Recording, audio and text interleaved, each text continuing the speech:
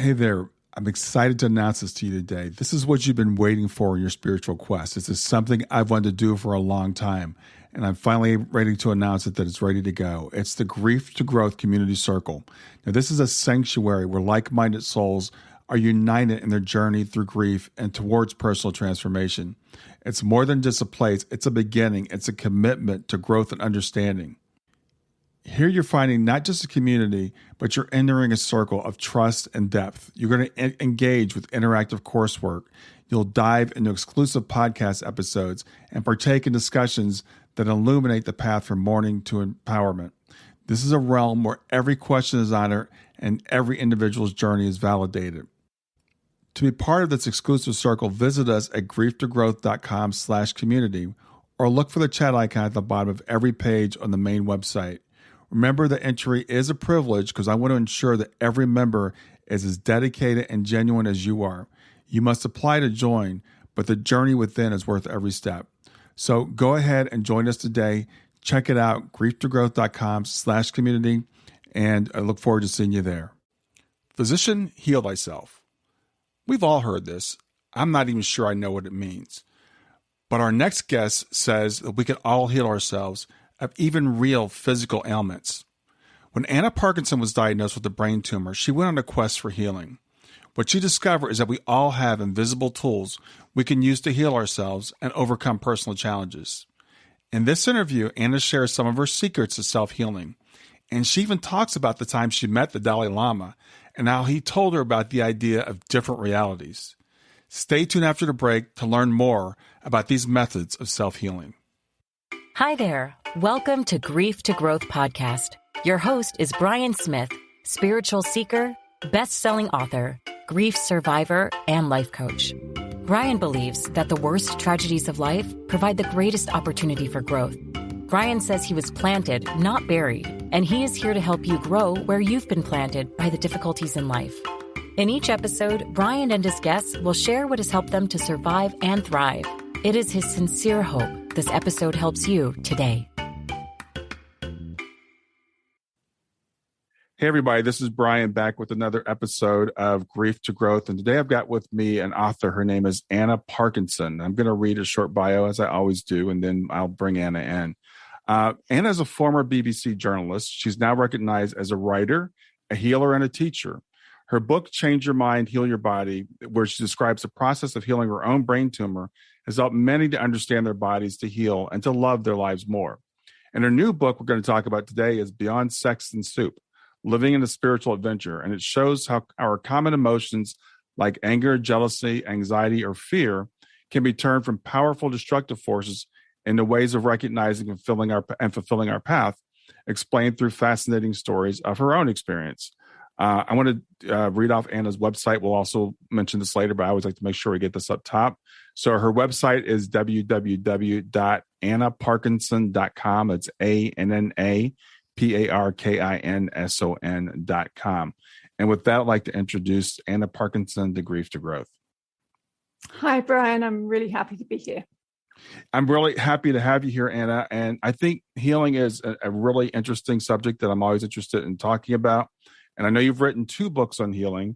So we're gonna be talking, I think, primarily today about your second book. But tell me about your first book, because I think that's kind of what got you started on this journey. Yeah, I think the thing is that there is healing and there is self-healing. And both of them were a complete mystery to me until I got ill. And when I did, I was diagnosed with something that was, in retrospect, impossible for the doctors to deal with on a physical level. Of course, you know, our medical systems are fantastic when you have an acute crisis, and I would not want them to go back to any other form of treating people. But the truth is that the source of the crisis is within you, because you are the bundle of energy. And it's very difficult for us to recognize that when we're living our ordinary human life. Anyway, I was very lucky in retrospect, I would say, because what afflicted me could not be dealt with by the medical system. It was inoperable. And I was forced to explore everything I could to get better again, to get my life back. And I did. I explored, diet and acupuncture and anything I could think of, really. But the thing that I knew nothing about that really piqued my interest was healing, because I began to understand that people could have a physical effect on my body just by having the intention to have an effect on my body. And I found that extraordinary. And so I persisted with it. I didn't necessarily like the effect, and it didn't send away the symptoms or the problem at first. But eventually I met a healer, an American called Martin Brofman, who gave me healing, but he also told me what it was that he'd seen in my energy and shifted. And that had a fantastically powerful effect on me, because it was like my conscious mind was able to see what he had seen. And I recognized that as my stuff. I just didn't think it was important anymore. And I realized that if he could see it, I was still carrying it around.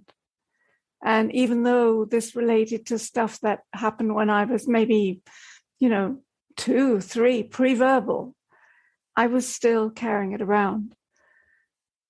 And so that began a process in me of learning how to do what he did, which I did. It was like suddenly I was being given a whole language which addressed the world, but in a way that I'd never seen it before.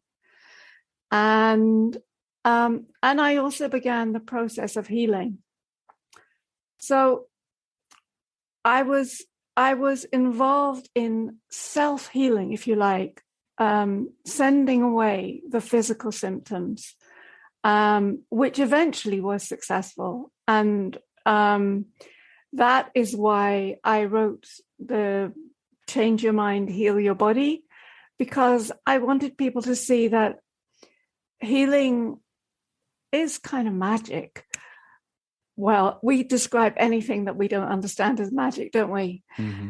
But it is kind of magic. But it's also very logical. It's also something that you can grasp and do for yourself. And so it's a process which I described in Change Your Mind, Heal Your Body.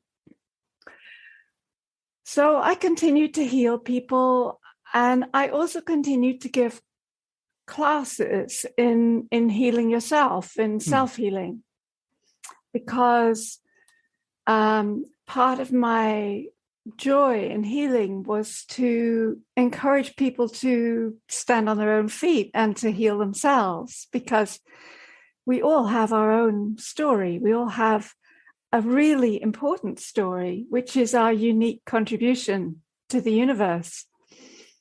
And we are kind of the living exposition of it.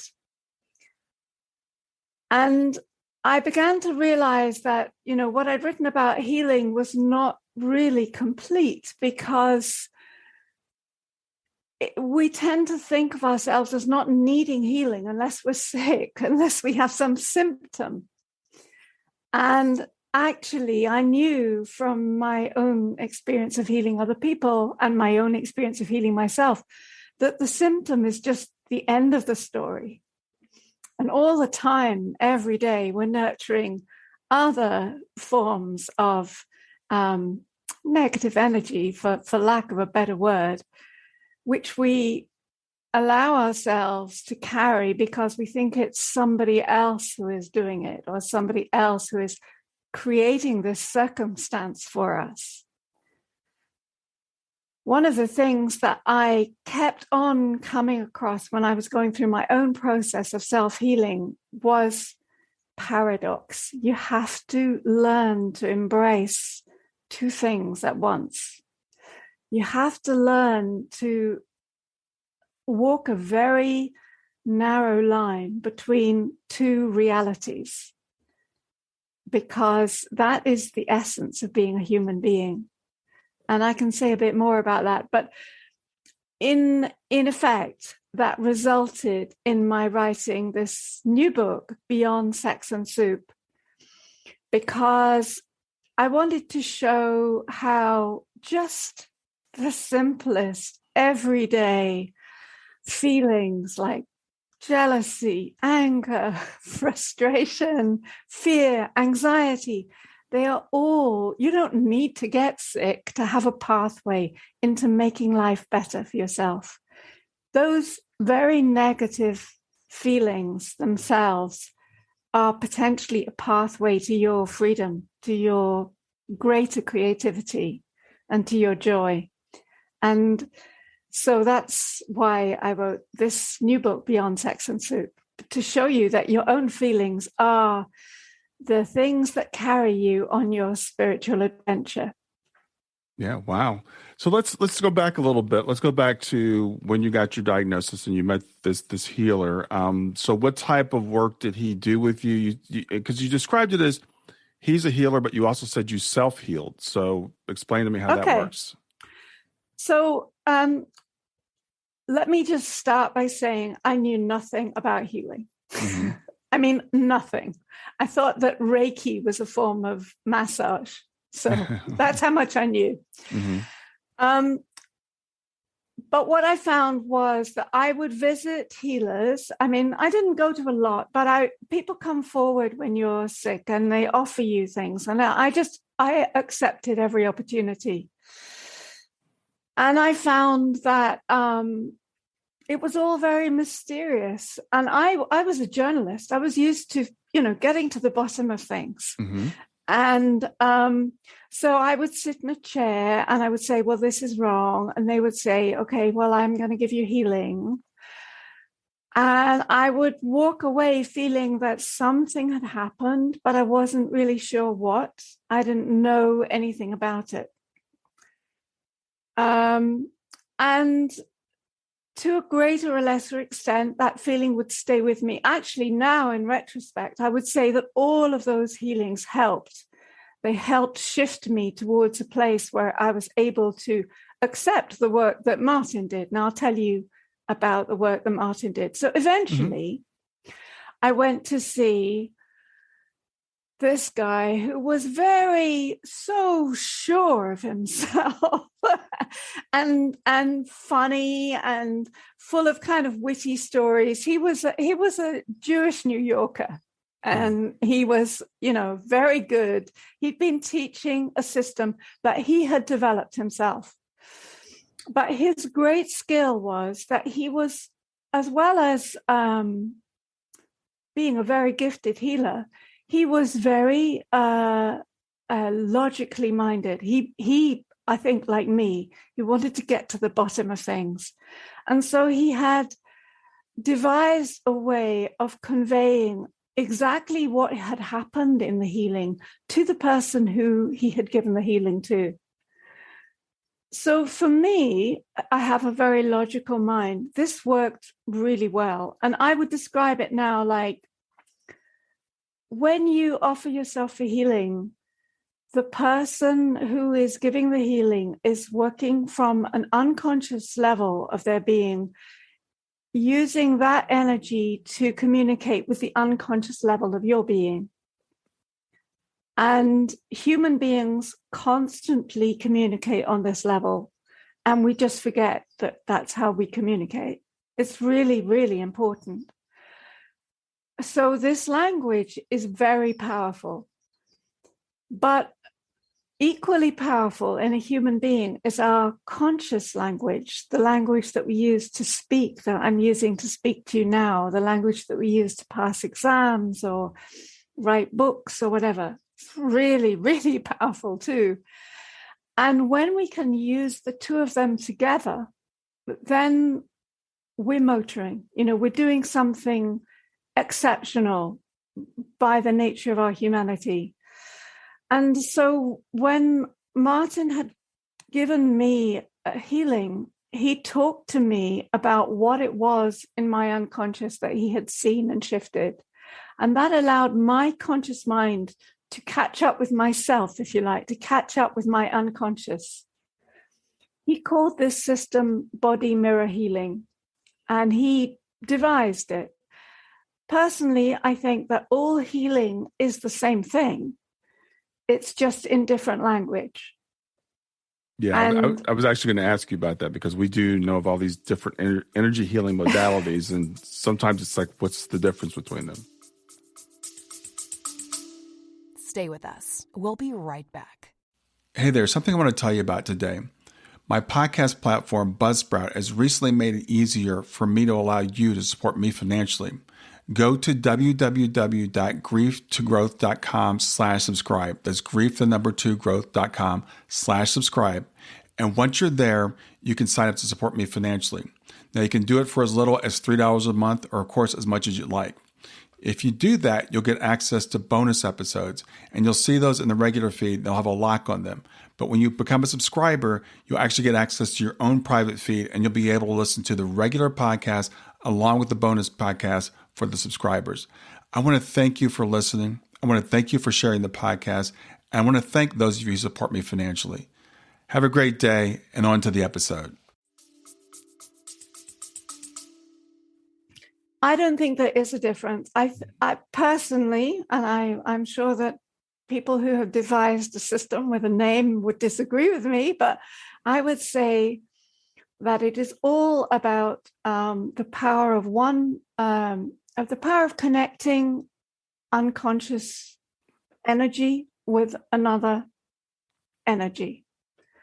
That sounds maybe lesser than it is, but I believe that our unconscious energy is connected to superconscious energy. And when we have the intention to connect to that superconscious energy, whatever we wish to call it, we can focus that energy on for the benefit of another person. Mm-hmm. But in my case, I learned healing from Martin, and I learned his system. And I learned his system simply because it worked so well for me. And that's the way I give healing to other people. And I found that shrouding people in common sense, logic, conscious thinking, instead of only mystery, is really helpful. Because the power of mystery, we have two languages in our bodies. And again, it's this paradox that I talk about in Beyond Sex and Soup. So I called it Beyond Sex and Soup because that is the language of our physical body. We need those things. They are why we're here, and they are part of our physical existence. But we're not here just to explore those things, because we have capabilities that go way beyond those things. And so built into our human body is this paradox that we are spiritual and physical, and they're not separate. They are part of the same thing, and we explore one through the other. And so I've completely lost my thread. But anyway, that paradox is part of the healing process, to discover those parts of yourself where your conscious mind can review what you've held in, and you don't need it any longer. It's in your unconscious, but you don't need it any longer.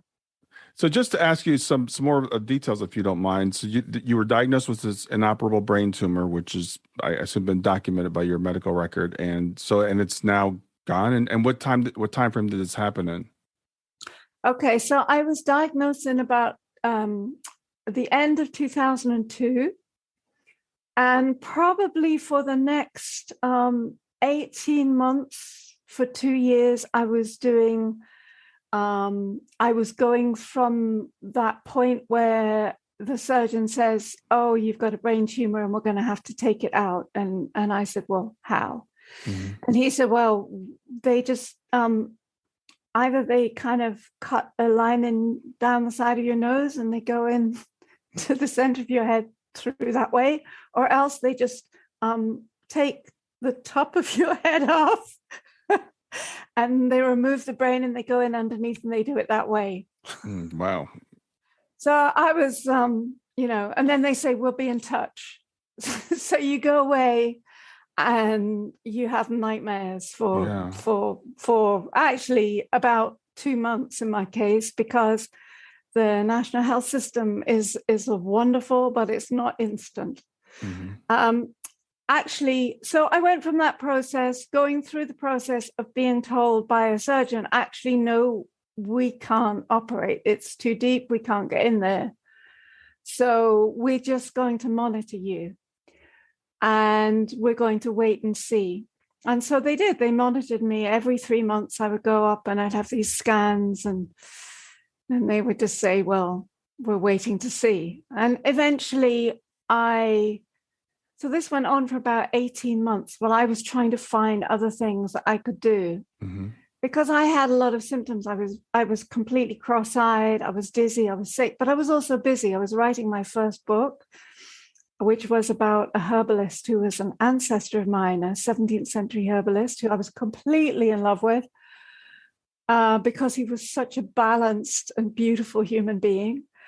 And I'd read his books and I thought, this is really human. This is really someone in touch with the earth. And I said, the first thing I said to myself when I was diagnosed was, if I'm going to go blind or die, I'm damn well going to finish this book first. And so I just carried on finishing the book and sort of looking for treatment. And then eventually, as I said, I found, I went for a healing with this man, Martin Brofman. And he said, okay, this symptom you have, this brain tumor, it all has to do with your relationship with your father. And I thought, oh, really? That was such a long time ago. Doesn't really make any sense to me. But I can feel something strange is happening. And also, you've picked up an awful lot of other stuff that I really didn't think was important.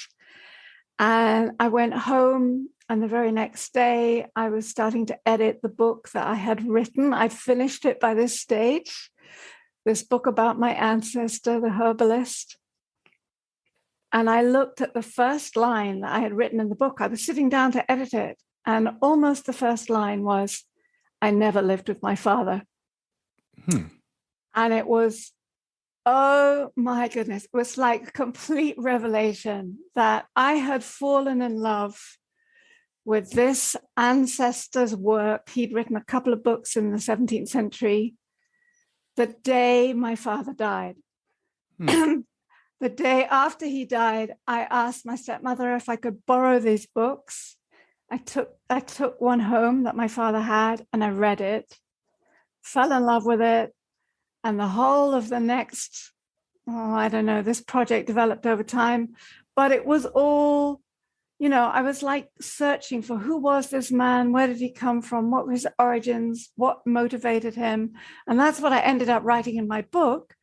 And I needed to explain that the 17th century book that my father owned was not familiar with me until I borrowed it and took it home to read it, because I never lived with him. But I realized at that moment that the symptoms that had developed also all started after my father died, and that this was exactly two sides of the same coin. Wow. Absolutely. Only because I had been working in my conscious mind, I was only aware of one side of the coin. Mm-hmm. Makes sense. And yeah. I was completely passive about the unconscious side. because I wasn't aware of it. Stay with us. We'll be right back. Hi there. I'm really excited to tell you about my latest ebook. It's 4 lessons that you can learn from the near-death experience without going through all the trouble of dying to learn them. I've been studying NDEs for several years now. I am completely convinced that not only are they 100% real, but that there's some very universal wisdom that we can get from the near-death experience. And I've distilled that down in this book into 4 short lessons. And I've also given you all the reasons why I believe that NDEs are absolutely real. So go to www.grieftogrowth.com/NDE lessons to pick it up for free. www.griefthe2growth.com/NDE lessons. I hope you enjoy it.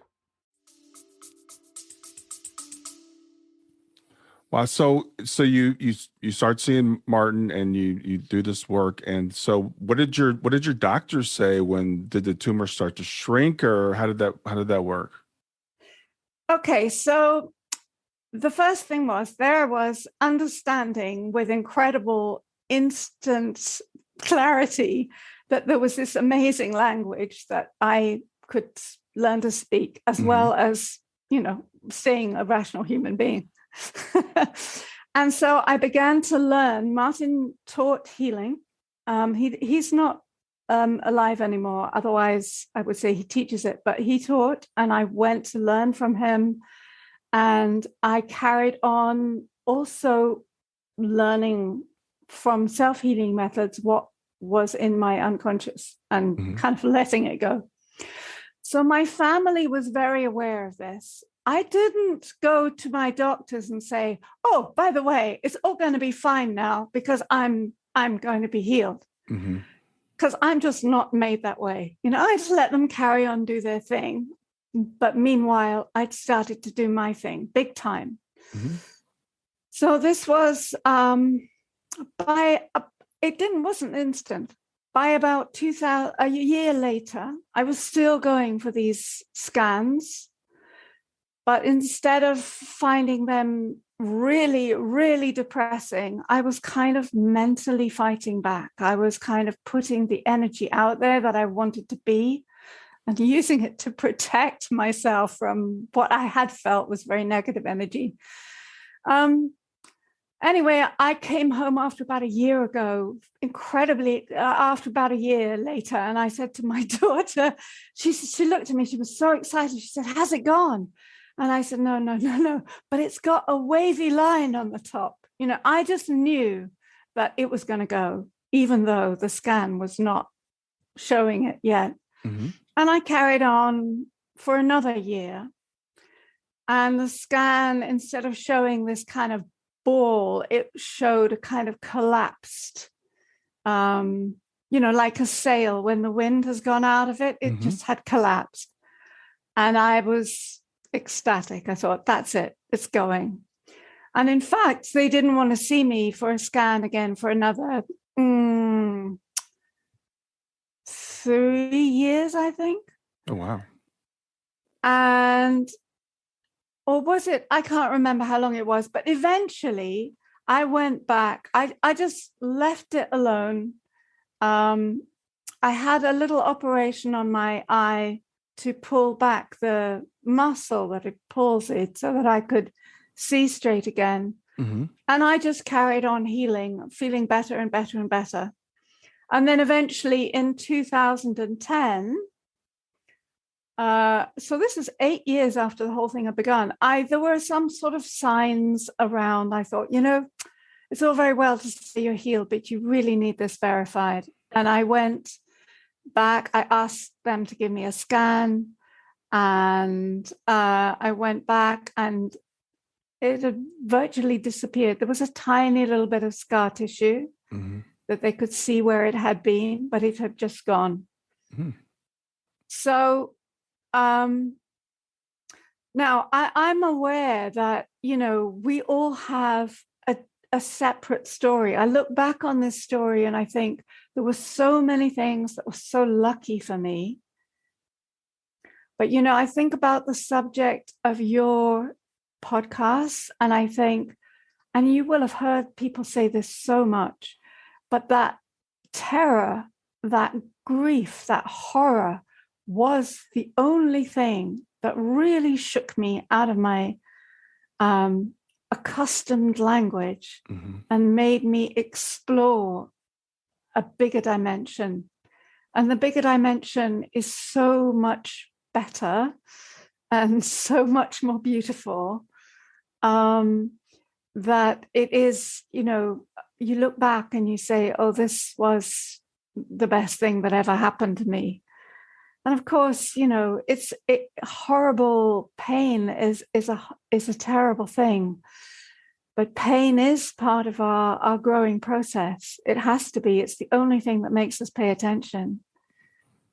Yeah, I agree with you. And I've had this conversation so many times with people, and they say, why do we have to learn through pain? And I've got my theory, but the fact is, it's just the way it is. The way it is. We can think about why it's the way it is, but we can look at the human experience, and until we're shaken out of whatever it is we're doing, we're going to keep doing that thing. And so something comes along sometimes to shake us out. And I love your language about the paradox, because I hadn't really put it that way before, but we are human and spirit at the same time. And you talked about the conscious and the subconscious, and the rational and the intuitive, and we're both. And we tend to focus so much on the rational and the conscious and the physical that we ignore the which probably the bigger part of us. I don't think that that's because we're stupid. I think that's because the way we're made. If you look, so again, this is what I've tried to explain in Beyond Sex and Soup. If you look at your physical senses, they are beautiful. Whether you're talking about your smell or your eyesight or your hearing or your touch, they are unbelievably sensitive and strong. And they are there to keep your body safe. And that they are there in every animal for exactly the same reason, to allow you to have a physical presence on the planet. What is unusual about us is our sensitivity to inner senses. Maybe I put that wrong, because I think that animals also have sensitivity to inner senses. It's just that we have conscious awareness of inner senses. So, if you have a pet in your life, if you have a dog in your life, you and your dog will communicate. You don't have to talk about it. You don't have to think about it. Your dog knows when you're upset. Your dog knows when you're meditating. Your dog knows when it's time to go for a walk. And you know what your dog needs. So animals always use this unspoken, unconscious language. And I believe that humans have used it for multiple thousands of generations in the past. And to a degree, we've sort of drowned it out by our focus, our concentration on the physical. And our focus on science has meant that we found it really difficult to trust what can't be measured. And yet, if you look at yourself, everything that is important about you can't be measured. You can't measure your love. You can't measure your hate. You can't measure your passion. You can't measure your imagination, your desire, none of those things. And from the inside looking out, these are the only things that matter. Your love, your memory, your desire, your imagination, none of them can be measured. Yeah, I think you're absolutely 100% right with that. And it's interesting as we start to break things down, and you talked about, I know you talk about in your book a lot about emotions. And sometimes we tend to be so rational that we say, oh, emotions are something that we should just ignore. Emotions are something we shouldn't care about. And I've come to the conclusion, emotion is all there is. That's all that really matters, whether how we feel about things, whether we're happy or sad, or as you said, anger or love. That's really all there is our emotions. And the amazing thing about being human is that we have this capacity to be parents to our own child selves in the most beautiful way. So what we learn can relieve us of what we have carried as a burden on our unconscious for so many years. And there are techniques that you can use to do this. And obviously that's, well, maybe not obvious to everybody. To me, it's obvious that that's why I write books, to tell these stories, but also to share the techniques, because they're so powerful. They're so simple, but they are so powerful because you have the capacity to be your own parent. Yeah. And it's a beautiful thing to do for yourself. So are the techniques included in both of your books, or more in one than the other? Both of my books are written as sort of personal stories. Mm-hmm. An editor told me a long time ago that, people use the internet for facts and books are for story. And bless this man, I think he's right. But I always like to, I only write books about healing because I want to teach, I suppose. And there are techniques in both of the books. So the techniques in the first book are more about healing your physical stuff, and a lot of the focus is on on calming yourself, on learning how to look inside and so forth. But I've sort of stuck them in the back of the book. So if you don't get to the end of the book, or you're one of those people that never reads the bit beyond the story, then you won't get them. In the new book, in Beyond Sex and Soup, they're integrated into the whole book, because I've written it as an exposition of us moving from what is most physical, and in the non-physical map of the body that the Hindus have, that will be the root chakra, your physical skeleton and that primary part of your being. And I take it all the way through to what is least physical, which is the part of you that is connecting with the divine, or is allowing divine energy into your being and exhibiting it. We'll get back to Grief to Growth in just a few seconds. Did you know that Brian is an author and a life coach? If you're grieving or know someone who is grieving, his book, Grief to Growth, is a best-selling, easy-to-read book that might help you or someone you know. People work with Brian as a life coach to break through barriers and live their best lives. You can find out more about Brian and what he offers at www.grieftogrowth.com, www.growth.com, or text growth, GROWTH, to 31996. If you'd like to support this podcast, visit www.patreon.com/grieftogrowth, www.patreon.com/GRIEF, to make a financial contribution. And now, back to Grief to Growth. But it's very interesting when you look at these, when you look afresh at these issues, you come to some very, very old pieces of writing and teaching. You come to bits of the Bible, or you come to bits of Rumi, or you come to ancient quotes from the Upanishads, the Hindus. You come back to the ancient. Yeah, very much so. I think that you spoke about this earlier. We've become so enamored with the physical. We've done such a great job in the physical world. With the technology you and I can use to communicate across the world at the speed of light, speed of electricity, all the different things that we've done. We've become so enamored with it that I think we've forgotten these ancient wisdoms that, like I said, that bigger side of us, that part of us, and we've kind of said, don't worry about your intuition. That's not really a real thing because we can't measure it. Exactly.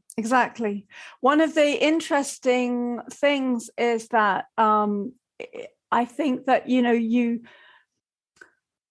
grapple with the idea of free will. So you as an individual have a choice about what to do with your energy. Yeah, your energy was delivered to you by your mother and father, and you can call it God-given energy because they didn't actually know how to create a living human being. They just did it. And yet, once you're here on the planet, you can do what you like with your energy. And we see that, we see humans behaving like bad children in the playground. And it's very upsetting that those of us who consider ourselves good children can't stop the bad children from behaving badly. You can't. You never will. You never will. There will always be some people who choose the negative. But you don't need to do that for yourself. Yeah. It's not a reality. You have free will to create your reality. I do want to ask you this question, and I always ask whenever I talk to anyone who's a healer or we're here to talk about healing. There's my daughter behind me. She passed away, a few years ago, but she had a friend that, passed away a few months after her that had a brain tumor, glioblastoma, and took her out very quickly. I interviewed a young woman. Her name is Terry Dillion, who had ALS. And she went all over the world looking for healing and saw all kinds of energy healers and everything. And she passed away about a year ago. So as a healer, what do you? Can everybody be healed from anything, or what are your beliefs on that? I think it's true to say that anything can be healed, but I don't think it's true to say that everybody can be healed from anything. Okay. And so I think, I have worked with people who have had apparently miraculous recoveries. Mm-hmm. And I have worked with people who have died. I haven't been able to prevent that. And I think quite early on, if you work as a healer, you have to take on board that the energy doesn't belong to you. It's coming through you. You're doing your best, but you're not responsible for the energy any more than my mother and father are responsible for the fact that I'm a living human being. They brought me into being, but they did not create my life. Mm-hmm. And as a human being working with another, I can use my energy or I can use my intention to release things in their body, which they feel. Some people feel it really powerfully. Some people feel it not very powerfully at all. But they healing, then I just trust the healing to do its thing. But that doesn't mean that everybody will be saved, or that it's too late. I worked with one man, and this is quite an interesting. His wife called me. She said, can you come and see my husband at home? Which I don't usually do. But she said, can you come and see my husband at home? He's just had his second operation at the same hospital that I went to for a brain tumor. Mm-hmm. It's a grade 4 cancer. And the doctors have said that they can't do anything for him. So, as a human being, I'm thinking, oh my goodness, I'm not sure I can manage this. Mm-hmm. But you go along, you show up, you do your best. And mm-hmm. I gave the healing just like, maybe he had a sore toe or something. And after the healing,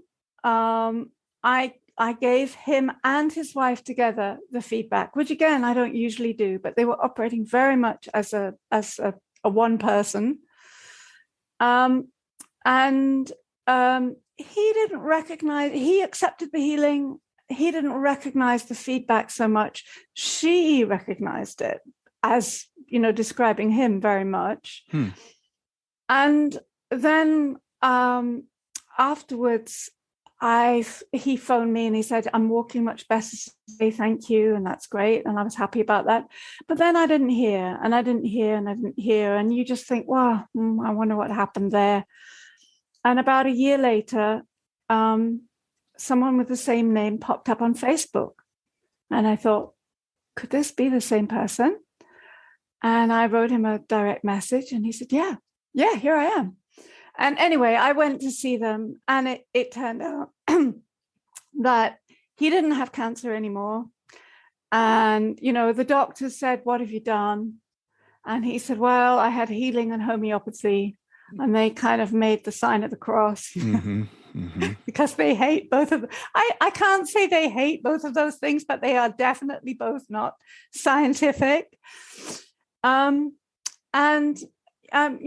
he is. He's still doing his thing today. So that was probably about 6 or 7 years ago. And, so obviously you want that to be the result. And it isn't always. But what I do when I do healing is I give people what I do the healing, but I also give people what I consider to be the tools for self-healing. And I would always do that because the power you have over yourself is greater than the power I have over you by, I don't know how many degrees, but it's very powerful. I think that's an excellent answer because sometimes people, again, and I think you said this earlier, we call things that we don't understand magic, and we use words like miracle because we don't understand them. If I went to a medical doctor, a medical doctor, and they gave me chemotherapy or radiation treatment, we would say the chemotherapy or the radiation treatment cured my cancer. If I go to an energy healer, and it doesn't always, right? A lot of times it doesn't. Yeah, I have to say it doesn't always. Yeah, absolutely. Yeah, so it doesn't always. So we don't say, well, that's not real because it's not 100% effective. I would say similar with energy healing, because I've heard people say, well, why didn't it work for me, or why didn't it work for that person? But I always have to tell the story because I think it's so powerful. I have a friend who had a terminal illness. Her body was dying, and she went to a very famous healer and to get healing. And the way that they put it, the way that she put it and the healer put it was she wasn't physically healed because her body did die, but she was spiritually healed. And she released all kinds of trauma. And I think that that's sometimes our path is that, because we all eventually our bodies wear out. I agree with you. Absolutely. 100%. I mean, we're all going to die, right? That we do know. And, one of the things that is in Beyond Sex and Soup is the death of my mom, because this was happening all the way through while I was writing the book. Right. And in fact, she was such a dynamic and powerful person that this process of dying really lends a kind of, what can I say? It lends an extra dimension to the life that we're living. Our life is so precious because it's not going to last forever.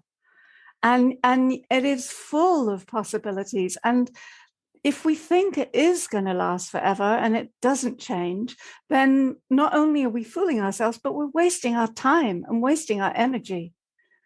And this perspective of my mom leaving the life that she had loved all the way through the book really does help to kind of give it a bit of an edge as to what you can do with your life.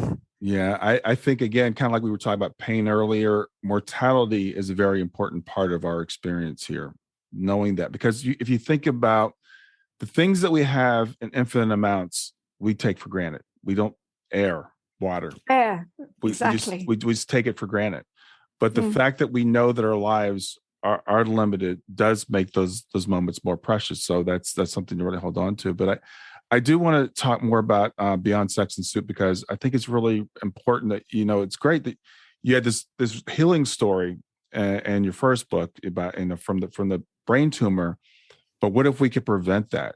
What if we could prevent the disease? And you talked about that in a little bit. So talk why it's so important to read Beyond Sex and Soup before you get sick. Because we make ourselves miserable all the time. We make ourselves miserable. We, for example, we suffer terribly from anxiety, a lot of us. Anxiety is an invention. We have invented something that hasn't happened yet and decided that it's a reality. And the more that we respond to that reality, the more our physical body goes, oh, yeah, you're right. Because we're sending down signals. We're like the boss of the spaceship. And we're sending down signals to this brilliant machine that we're in charge of, which is our physical body. And, personally, I only have to watch a horror movie on the television for my body to go into tailspin, because for me, it's a reality and I'm there. Mm-hmm. But we create our own horror movies all the time. So that's one thing. We make ourselves miserable and we really, really don't need to. The second thing is that we have this capacity through our sensitivity, through our imagination, to be in touch with the energy that we are a part of, the energy that we take for granted, the air, the earth, the sky, the growth of trees. That is in itself a very physically energizing component. And yet we block ourselves off from our environment by considering that emotions that we experience are someone else's fault or someone else's responsibility. And that can get to a very extreme place where, we don't talk to our sister because she has done something wrong, and we don't think that we are any part of this exchange, or we feel oppressed by our boss, and, we're infinitely, our creativity is more and more suppressed. So we don't kind of ride on this wave of exchange, which is actually essential to our being. It's essential to our creativity and our communication. So these are kind of nuggets of feeling disconnected.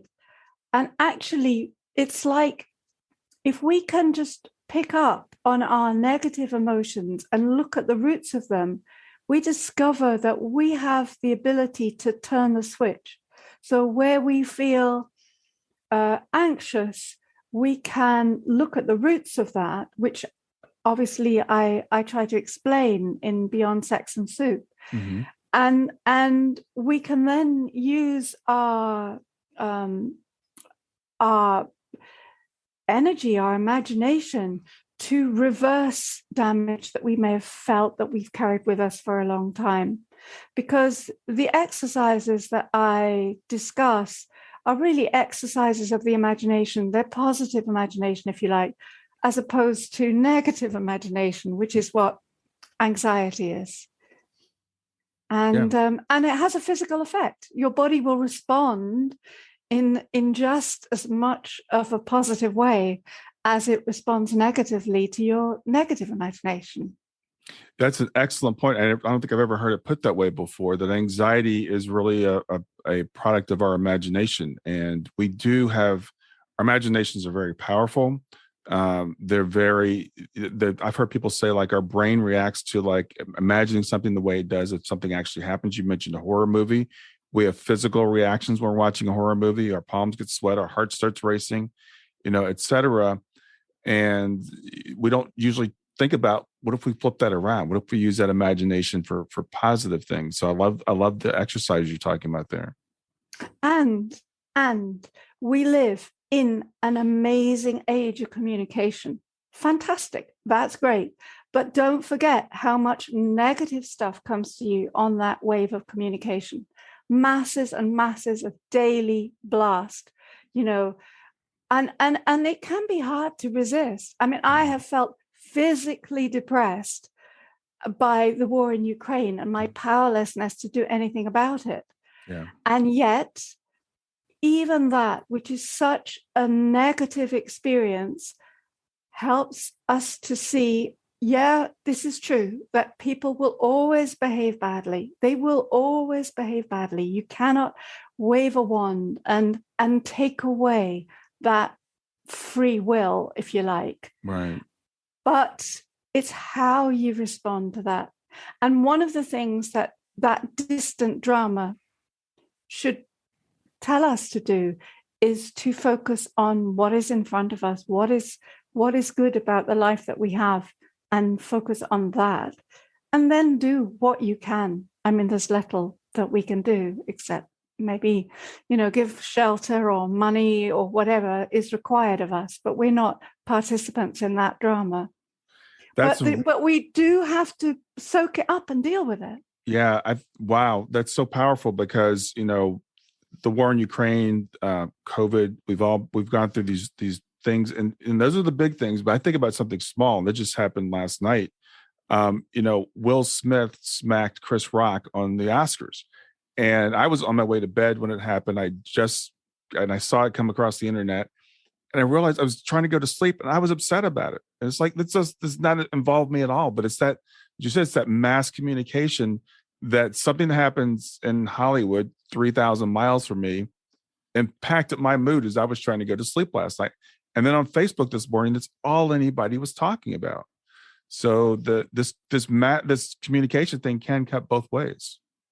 Interestingly, I hear even more thousands of miles away, they were talking about it on the news at lunchtime. And I can't remember who it is, but he said, "Oh, this is all in Will Smith's autobiography." He said, in his autobiography, he says that he is the facade of the smiley, avuncular man, if you like, is an act. Inside, he has so much anger and frustration because when he was a child, he felt he couldn't protect his mother from an abusive father. Right.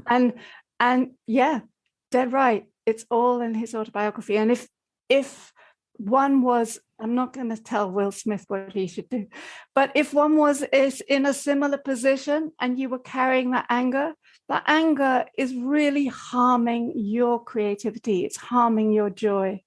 And you have the capacity, and if you want to live a joyous, creative life, the duty to deal with that anger, let it go. But you can only do that with your brilliant conscious mind. Right. I can't tell you to do it. I can show you how to do it. I can't tell you to do it. Exactly. And that's what I love about your book, because we don't teach this. I'm actually working on a coaching thing right now. Positive intelligence, positive quotient, to start teaching people these techniques on how to control your own mind. Buddhism does a great job of this, and we don't teach that much in the Western world. We teach science, we teach math, we tell kids go out and become engineers and all this kind of stuff, but we don't teach how to go into our inner world and really start to control that. So that's why your book, I think, is so important for people to understand. First of all, you can have an influence on your emotions. I'm not going to say you can control your emotions, but you can have an influence on it. You can choose the way you look at things, and to not identify with like, oh, I'm angry, or I'm sad, or I'm this, or I'm that. No, I feel anger. It's even changing that language can be helpful. Well, actually, you find, so for me, anger is really fascinating. I've dealt with quite a lot of anger myself, and coming back to the theme of your podcast, when I got sick, when I got seriously life-threateningly ill, I realized I had to get rid of this anger because I needed my energy to heal myself. And the first thing I had to deal with was extraneous emotion that really, I was taking up too much energy. Mm-hmm. So I did a lot of work on anger and transformed the relationship with the person that it was, because I think that anger is simply, it's like a tug of war. It's a tug of war with whoever it is that makes you angry. And so long as you hold on to your anger, you're continuing that game, that tug of war. Mm-hmm. And if you take responsibility for the anger, if you can say, okay, you make me really angry. What is it in me that allows you to make me really angry? And if you can find that, you can let that go. You can't let the other person go. You can't change the way they behave. But you can, if you can find the thing that allows them, if you like, to get their hooks into you, you can let that go. You have huge power there. And as soon as you do, you know what? They don't get their hooks into you anymore. It's like having a tug of war with the other person. You let go of the rope, they fall over. Yeah. Yeah. It reminds, I saw a quote recently. I thought was great. It said, your family knows how to push your buttons because they're the ones who installed them. And that to me, just, I love little memes like that because it just, it comes up to me and I'm like, okay, don't let people push your buttons, but the ones that are closest to you, they know exactly where they are and they know exactly how to push them. And isn't it interesting that the ones you're most angry with are the people you love most? Mm-hmm. Absolutely. Yeah. That is interesting. I want to ask you, I understand you interviewed the Dalai Lama once, and he said something to you about multiple or more than one reality. So tell me about that. Yeah, this was really right. It was a long time ago. And I was a very young BBC reporter. And I heard that the Dalai Lama was going to be in Ladakh, where I happened to want to go anyway, right up in the Himalayas, the north of India. Mm. And so I said, I'm going. And I said to my bosses at the BBC, I said, I'm going to do an interview with the Dalai Lama. Well, actually, I got there and it was kind of chaotic, and the whole country was so excited about the Dalai Lama coming.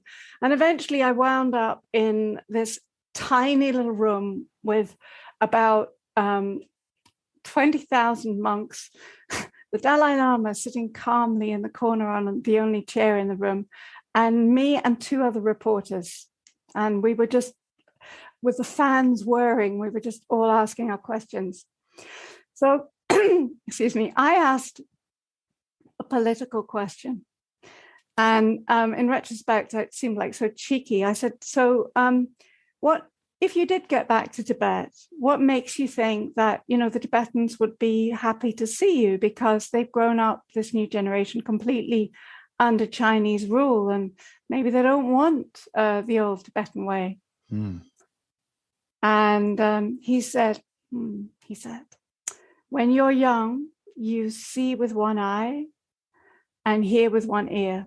And when you're older, you see with two eyes and you hear with two ears. So I thought, oh, what am I going to do with this? So what are my bosses going to think of this? Anyway, I took it back and we played the interview. And, he wasn't, if you like, the world superstar then that he is now. Mm-hmm. And years later, when I was writing the first healing book, Change Your Mind, Heal Your Body, I listened to this again and I thought, oh my goodness, I understand what he was talking about. And I had, as I said to you at the beginning of our chat, I said, I looked at the book that I'd been writing, my first book, and I saw how, yes, it was one thing, but it was also a whole other thing, which was my emotional history as well. And that was the other eye, if you like, the other ear. And when I came to write Beyond Sex and Soup, I thought, it is very curious that the very first symptom of the brain tumor that I had was double vision. And now I'm writing a book where I'm actively saying what you need is double vision on your life. Wow. It is not just as it appears to be. It's the other eye that you need to bring to what you see and what you experience. Wow. That's great. I'm glad I asked you a question. That was a great answer. That's amazing. Well, Anna, we're coming to the end of our time. I want to give you an opportunity to say any last thing you'd like to say to the audience about yourself or your book or anything else. Okay. Well, all I would say is that I love healing, I love writing, and I love teaching. And I have, in the last year, started to teach the principles of healing and self-healing. So I do have an online course, a couple of online courses actually coming up. I've got one that starts on April the 3rd. And of course, this wonderful world of communication that we're in enables people to participate in that wherever they are. So I hope that if you're interested, you'll not only get the book, maybe write me a review if you'd like to, but also have a look on my website, look for these online courses, and I hope to see you there. Awesome. So go ahead and give your website again to make sure people have it. I know I said it at the beginning, but I also want to give it at the end. Okay, so it's www.annaparkinson.com. And on there, you'll get some guided meditations, which you can try out for free, some description of healing, some talk about my other books, and also under events, the workshops that are coming up. Awesome. Anna, it's been really great meeting you. Thanks for spending your time with me today. I've really enjoyed it, Brian. I'm really happy to talk to you. Have a great rest of your day. You too. Thanks for listening to Grief to Growth. Brian hopes that you find this episode helpful and will come back for future episodes. Brian's best-selling book, Grief to Growth, Planted Not Buried, is a great resource for anyone who is coping with grief or knows someone who is. If you enjoy the podcast and would like to support it, there are 3 things you can do to help. The first is to share the podcast with someone that you think it will help. The second is to go to iTunes, rate, and review the episode. The third way you can support the podcast is by becoming a patron. Head over to www.patreon.com/grief2growth. That's patreon.com/grief, the number 2, growth, and sign up to make a small monthly donation. Patrons get access to exclusive bonus content and knowledge that you are helping to spread the message of grief to growth. For more about Brian and Grief to Growth, visit www.grief2growth.com. Hi there. I hope you enjoyed this latest episode of the podcast, and I'd love to hear your thoughts. What questions came up for you? What did you like about it? What didn't you like about it? I invite you to visit us at grieftogrowth.circle.so. That's grief, the number 2, growth.circle.so to continue the conversation with me and with other listeners. It's a space to sound off, to share reactions, and to go deeper into the topics from the show. I look forward to chatting more, and I hope to see you there.